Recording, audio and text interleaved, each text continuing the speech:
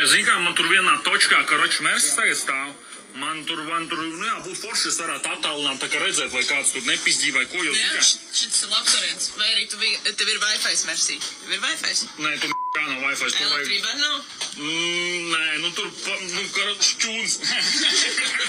Šitas jau... Viņai nav vajadzīgs Wi-Fi un elektrība. Saules panelis un var ārā likt, jā.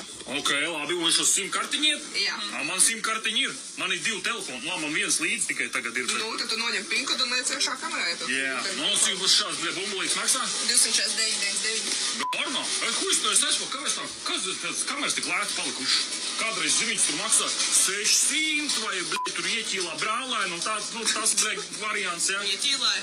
Es neieķīlāju, es pateicu, es pats stāvēšu blakus skatīšos, bet tagad šitā pa lētu, es domāju, ko es ņemu, viņš tiešām šitādu bildi rāda, paga.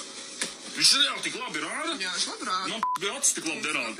Lala, tev nav tā, ka tev poģī tur krāmē kaimiņš Semkas grauž ģitāru spēlē naktīs? Vai tu esi tas? Zinies, parasti tas tāda autā, ka es nezinu. Es tas neesmu tas, kam prasīja parasti. O, tad šitas ir domāts, tu uzstādi savā poģikā, un pēc tam no rīta tu visu nosties, kā tu tur pats, tur nezinu, vai kaimiņš tur piekrāmē, vai pats piekrāmē, tu vismaz bildu ar sali kopā ar šito. Bet tas ir labs variants, braška jau bieži, jā. Un viņš jau kustās, jā. Jā, un es pat tev iesaku, zini, kā darīt, sākt ar to, kad jau listā uzlikt jau pirmo, jau tu lēdz, kā tu mājās atdēs. Hei, tu slavīgs, bļa!